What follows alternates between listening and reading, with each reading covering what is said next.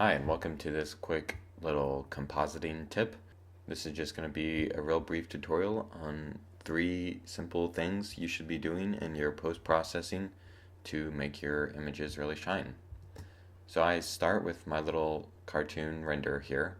If I go down to compositing, and I'm going to go to output and add in a viewer node and plug in my image to that. I'll move the composite node over and check backdrop so we can see what we're doing.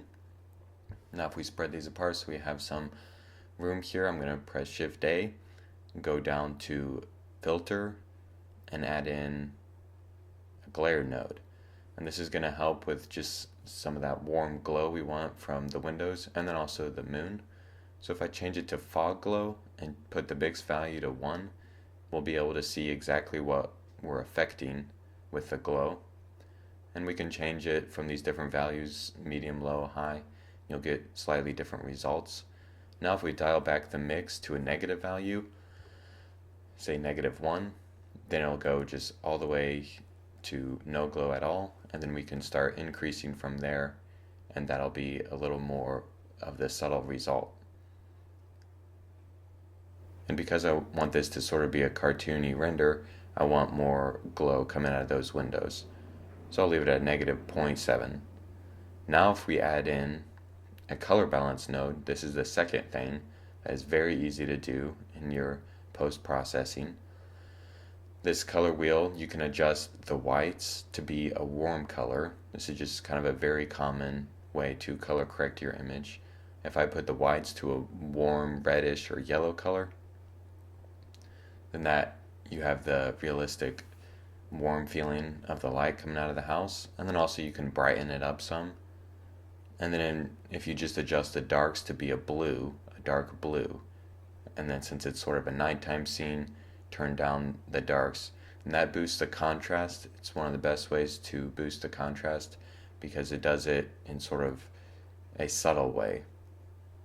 So now it's just a matter of adjusting these. The midtones you really only adjust if you want kind of some overall light to be added. I don't really adjust the color of the midtones much. So the darks, I'm just going to kind of play with how much overall light I want in my scene. And the darks are pretty blue and the whites are pretty warm.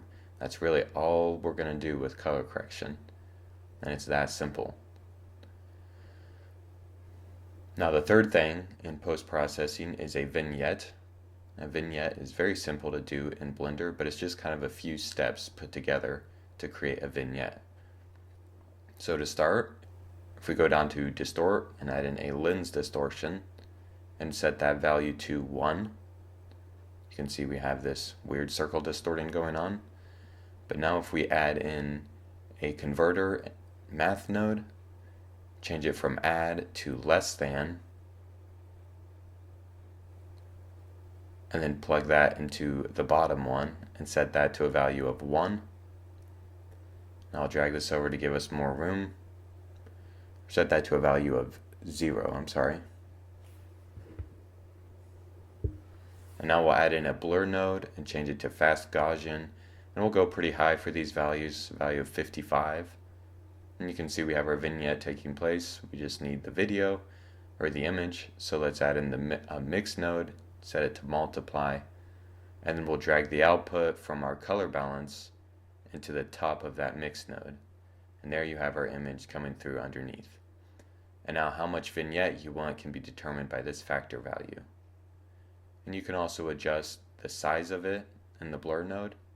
If I adjust it to 2, you can see it's pretty big. I think I'm going to leave it at 2 because I like that gradual fade.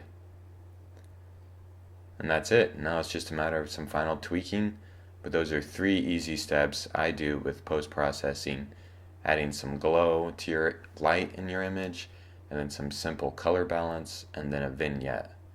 And you can see you end up with a much more interesting render. So now all that's left to do is just add in the compositing node, bring it back over here and plug that up into the compositing node. And you can see there you have it in your bottom left hand corner in your viewer. So that's it. That's the node setup. If you want to save your image, go down to the image button, Click Save as Image, and then your desired location.